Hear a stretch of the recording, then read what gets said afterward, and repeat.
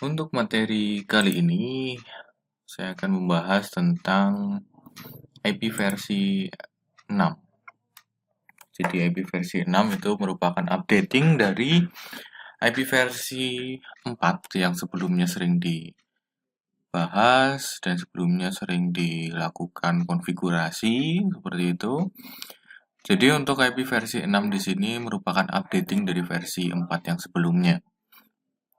Nah, nanti langsung saja bagaimana sih IP versi 6 itu? Nah, sekarang muncul pertanyaan seperti ini. Apa itu IP versi 6? Sedangkan yang kita ketahui adalah IP versi 4 yang pada umumnya. Yang contohnya 192, 168, 1, seperti itu, slash 24. Nah, di situ ada kelas A, kelas B, kelas C, dan ada subnetting, dan lain sebagainya. Kemarin sudah dibahas tentang IP versi 4. Nah, sekarang kita upgrade sedikit untuk IP versi 6 ini. Nah, kenapa kok dari awal membutuhkan IP versi 4? Jadi di dalam IP versi 4 itu memiliki banyak kekurangan pasti di situ. Jadi untuk kekurangannya yang pertama dari kehabisan jumlah IP. Jadi IP-IP yang ada di dunia gitu ya, menggunakan IP versi 4 itu ada batasnya. Dan batasnya memang tidak terlalu banyak gitu ya, hanya di 4,3 miliar saja. Sedangkan untuk jumlah populasinya, populasi penduduk maksudnya di situ sudah sampai 7 miliar. Nah, bisa dibayangkan di situ bahwa IP sangat tidak mencukupi kebutuhan dari populasi di dunia. Jadi di sini sebenarnya IP versi 4 bisa bertahan tetapi hanya sampai tahun 2008. Jadi setelah IP di tahun 2008 itu dia harus ada upgrade, ada perubahan, ada sedikit untuk penambahan IP. Nah, tuh. Jadi untuk selanjutnya di sini tidak semua bisa memiliki IP secara live. Jadi IP-IP yang kita pakai contohnya di perangkat kita bisa di HP, bisa di laptop, bisa di perangkat yang lain gitu ya apabila terkoneksi dengan jaringan internet itu tidak menggunakan IP live atau IP langsung. IP yang dikenal oleh jaringan internet pada umumnya.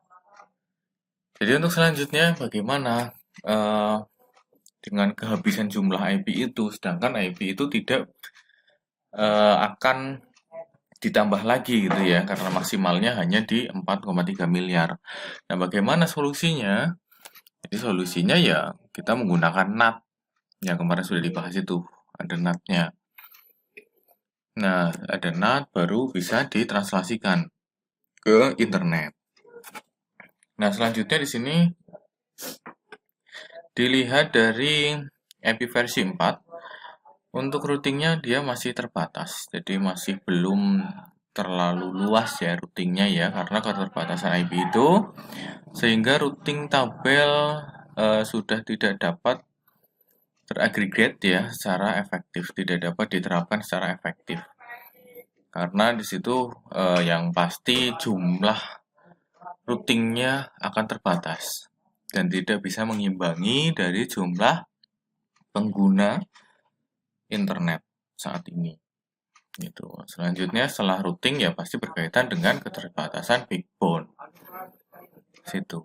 Jadi ada alokasi IP yang memang memiliki banyak keterbatasan.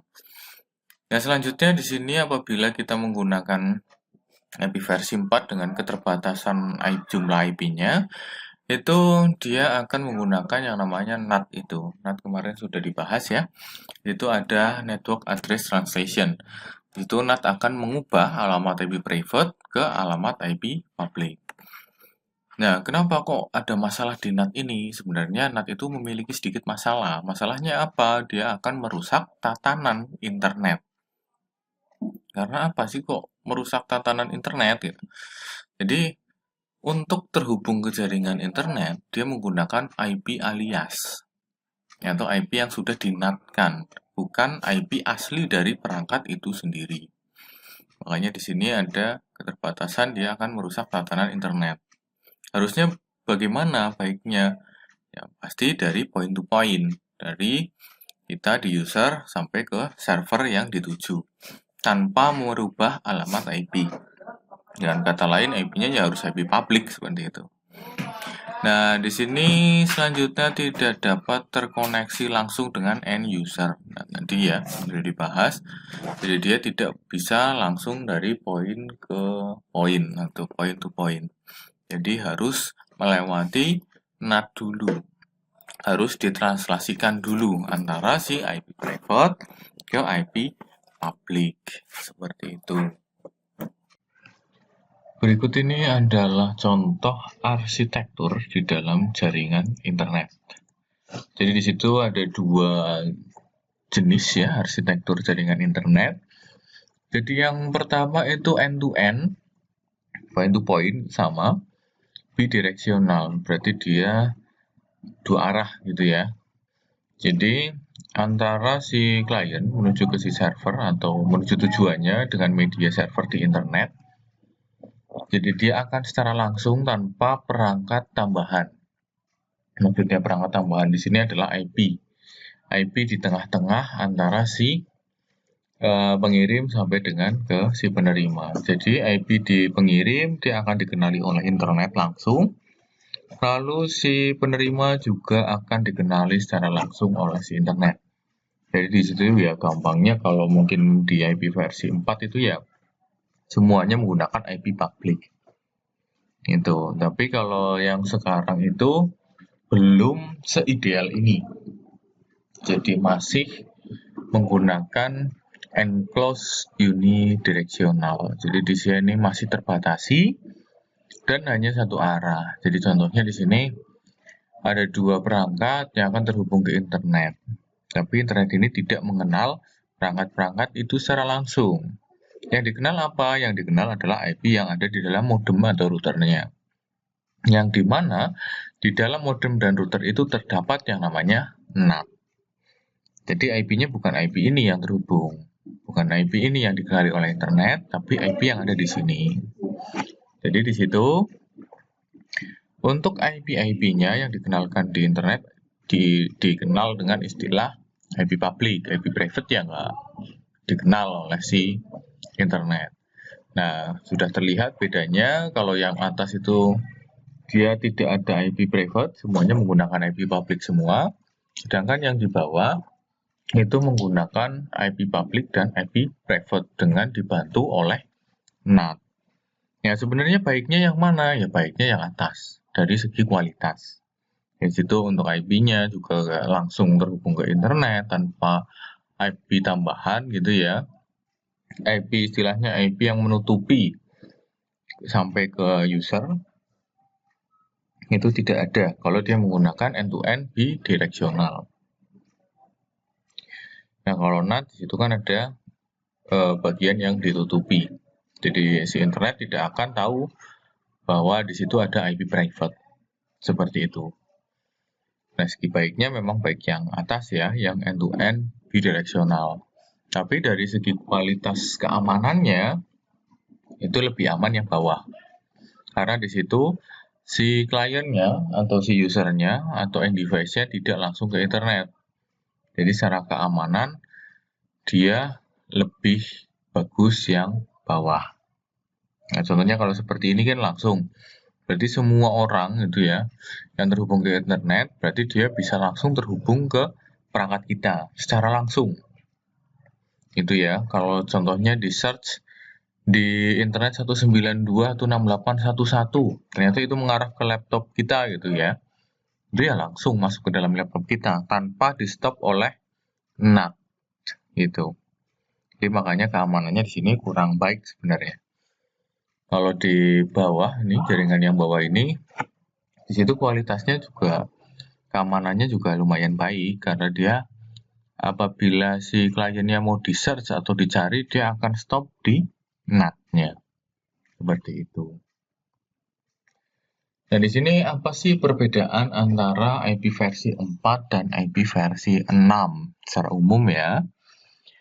Jadi IP versi 6 ya memang intinya dia adalah perkembangan atau updating dari versi pendahulunya atau versi yang terdahulu, yaitu IP versi 4 gitu. Jadi IP versi 6 merupakan update dari versi 4. Nah, dengan istilah update itu pasti kita tahu ya bahwa setelah dilakukan updating pasti ada penutupan atau penghapusan sebuah masalah yang terjadi di sebelumnya. Itu otomatis ya IP versi 4 akan menutupi masalah-masalah yang timbul atau kekurangan-kekurangan yang timbul di dalam IP versi 4. Nah, di sini apabila sudah dilakukan pengembangan gitu ya atau dilakukan updating, ya tentunya dia berorientasi pada kualitas. Jadi kualitasnya akan semakin membaik. Terus masalah yang sebenarnya menjadi pokok masalahnya apabila kita menggunakan IP versi 4 itu adalah jumlah IP-nya.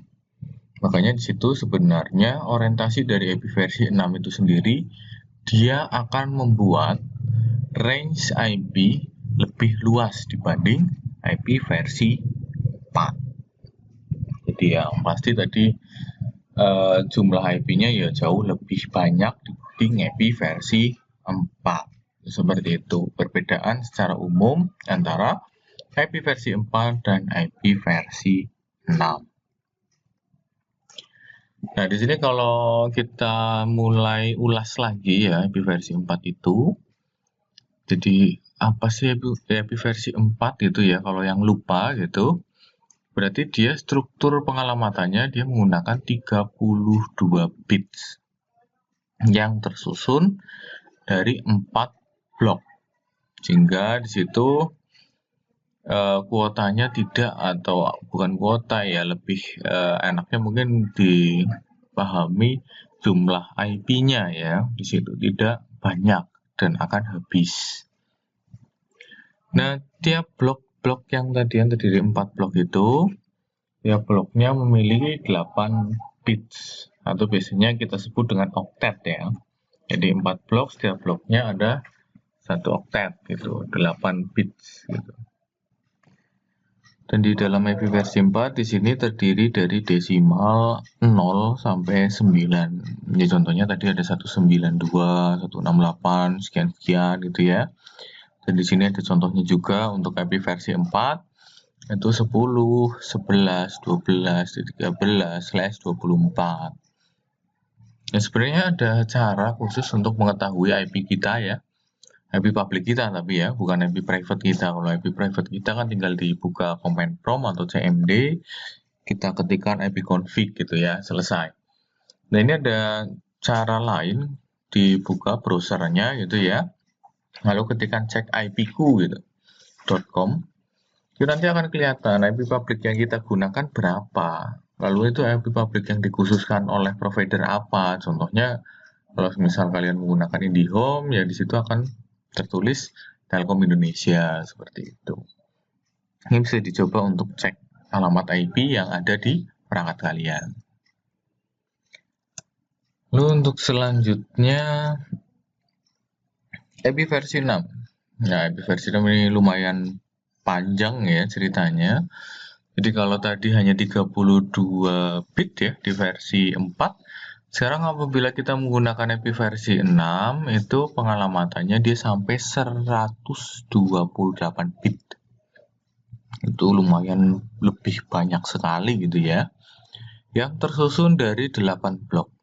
Jadi kan 32 bit dipisahkan atau tersusun dari 4 blok untuk versi 4.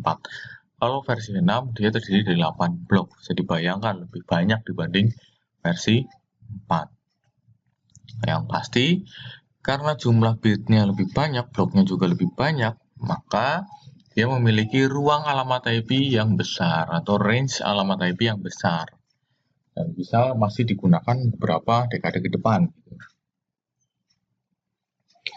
Untuk tiap bloknya dia memiliki 16 bits. Jadi tadi 8 blok ya. Nah, bloknya itu terdiri dari 16 bits. Itu lumayan banyak. Ini memiliki 6 basic header field ya. Biasanya di header itu dia berisi tentang source dan destination address gitu ya. Entah itu dari IP, entah itu dari MAC-nya akan tersimpan di header ini.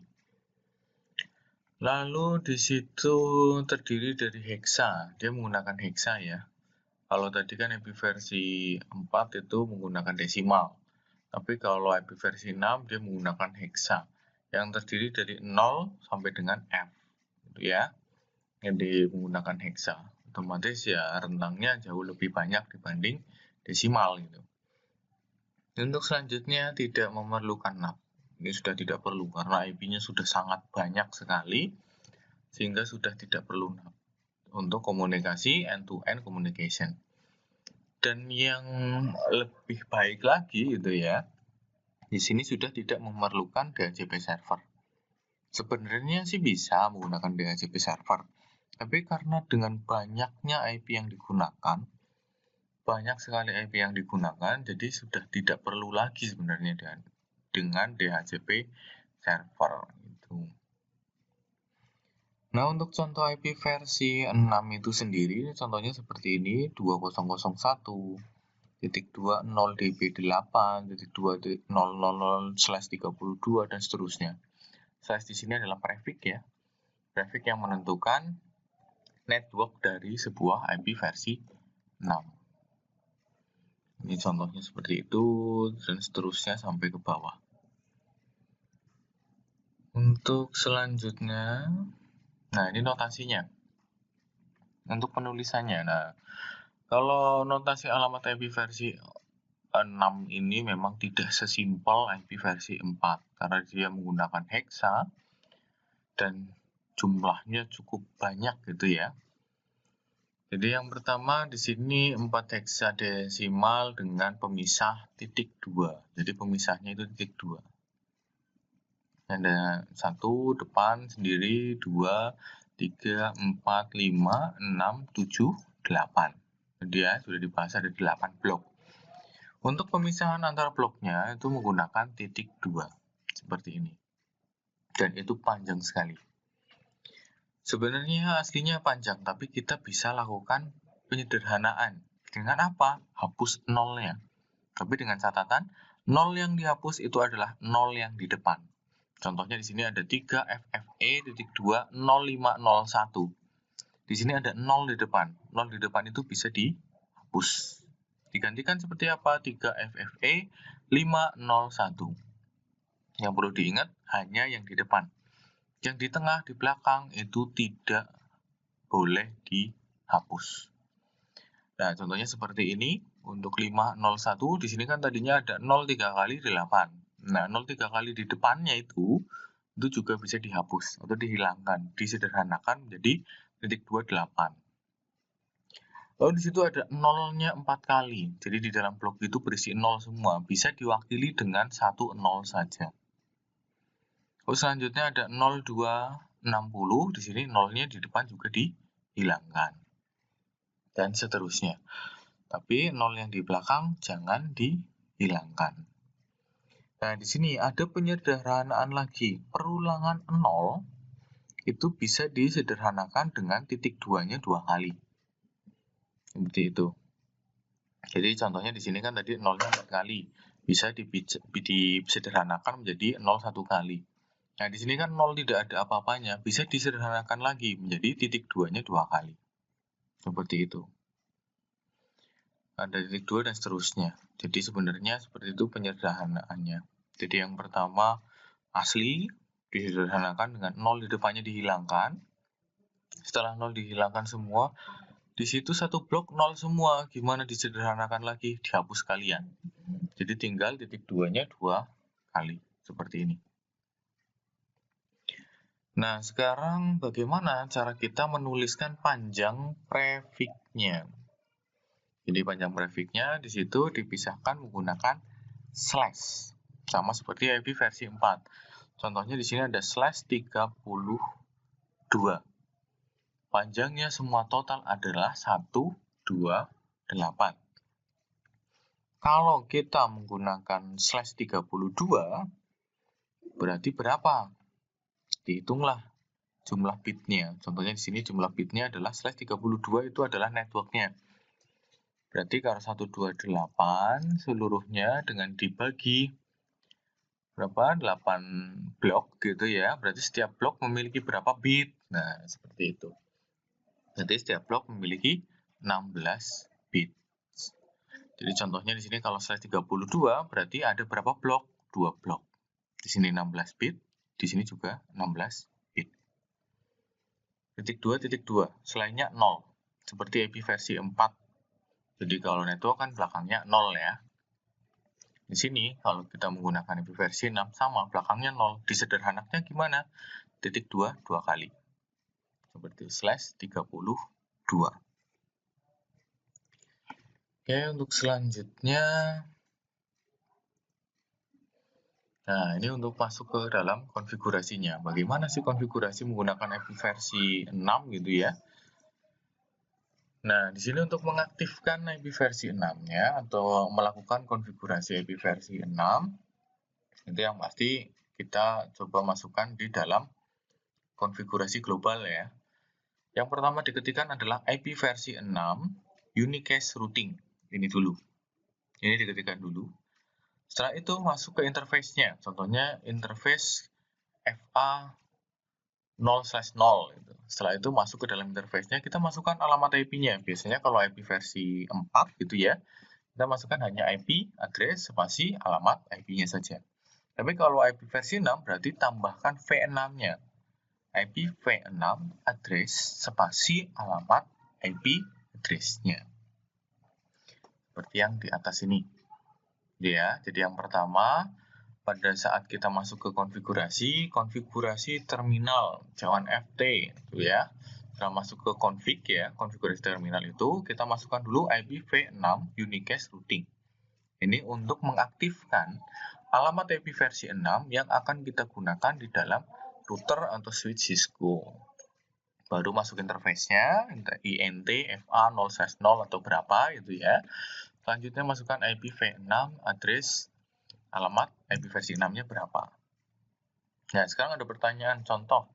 Kita tidak menggunakan komen yang bawah ini. Router config IPv6 unicast routing itu tidak digunakan, tidak dimasukkan. Nah, bagaimana? Apakah bisa kita masukkan IP versi 6 address ke dalam port tersebut? Jawabannya tidak. Jadi harus dituliskan dulu atau diketikkan dulu yang bawah. Setelah ini baru IP. Itu bisa digunakan. Selanjutnya bagaimana apabila kita menggunakan static routing versi 6? Kita masih bahas tentang materinya ya. Jadi untuk static routing di versi 6-nya itu menggunakan IPv6 spasi root. Biasanya kan kita kalau IP versi 4 ya, kita langsung IP root gitu ya. Kita tambahkan lagi V6 spasi root. Tujuannya berapa? Tujuannya kita sederhanakan. Kalau di static routing versi 4 itu kan 000/0 gitu ya. Kalau versi 6-nya kita sederhanakan menjadi titik 22 kali /0. Untuk menunjukkan ke beberapa IP atau kemanapun IP yang dituju itu bisa diteruskan. Spasi next hop-nya atau gateway dari router tersebut. Selanjutnya, routing yang menggunakan IP versi 6 lagi adalah RIP-NG atau Next Generation untuk RIP. Jadi RIP sebenarnya ada 3 aslinya, ada 3 versi. Ada versi yang pertama itu RIP V1 ya, dan ada RIP versi yang kedua atau RIP V2, dan yang terakhir ada RIP versi 3, tapi bukan RIP V3, tapi dinamakan dengan RIP NG atau RIP Next Generation untuk generasi berikutnya.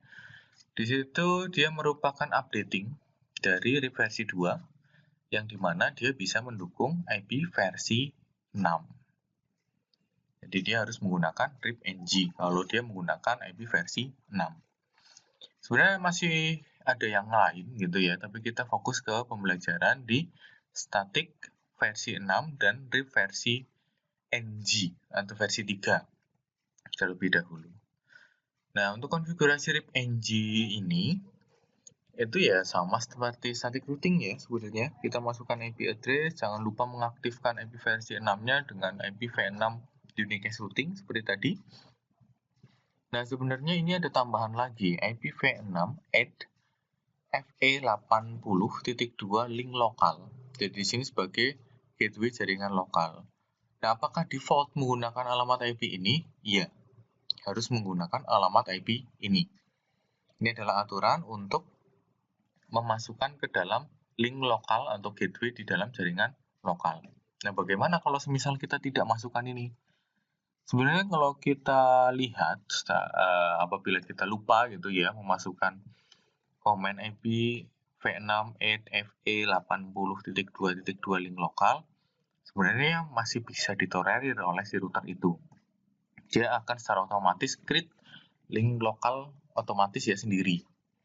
Tetapi alamat IP-nya tidak FE80.2.2 ya, bisa ditambahkan dengan IP yang lain dengan auto generate dari router tersebut. Nah, selanjutnya di sini mengaktifkan RIP-NG. Bagaimana cara mengaktifkan RIP-NG? Nah, yang berbeda kalau kemarin kan hanya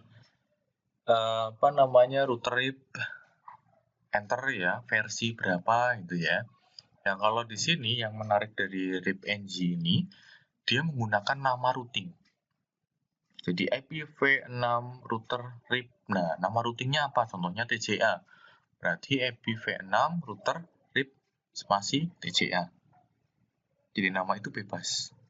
Tapi nama itu sebagai identifikasi dari RIP-NG yang akan kita konfigurasi. Nah, selanjutnya seperti apa? Ya, selanjutnya kita masukkan IPv6 RIP nama routing enable untuk mengaktifkan RIP tersebut. Terus kita tidak istilahnya ya? Kita berbeda dengan IP versi 4 ya kemarin. Jadi kalau RIP-NG ini itu memasukkan routingnya itu ke dalam port. Jadi contohnya di sini INT gigabyte 0/0. Kita masuk ke dalam interface tersebut. Selanjutnya apain? Masukkan IPv6 RIP nama routingnya. Spasi enable. Contohnya kita masukkan interface G0/0. Setelah itu kita ketikkan lagi IPv6 RIP spasi. Nah, tadi namanya adalah TCA. Berarti TCA enable. Berarti dia akan mengaktifkan RIP ya. Mengaktifkan konfigurasi RIP versi 6 atau RIP-NG atau RIP versi 3 ya tadi ya, yang terbaru ke dalam port interface G0/0. Seperti itu. Nah, gimana kalau yang terhubung langsung tidak hanya satu interface, ada interface yang lain? Nah, caranya kita masuk lagi ke interface yang lain, contohnya INTG 1/0. Masuk ke situ. Setelah itu apa? Masukkan lagi IPv6 RIP TCA enable dan seterusnya. Sebenarnya untuk praktikum ini lebih mudah dipahami ya daripada materi. Jadi nanti setelah ini untuk pertemuan selanjutnya kita masuk ke dalam praktikum. Bagaimana cara kita konfigurasi menggunakan static versi 6 dan bagaimana kita menggunakan konfigurasi RIP-NG tersebut.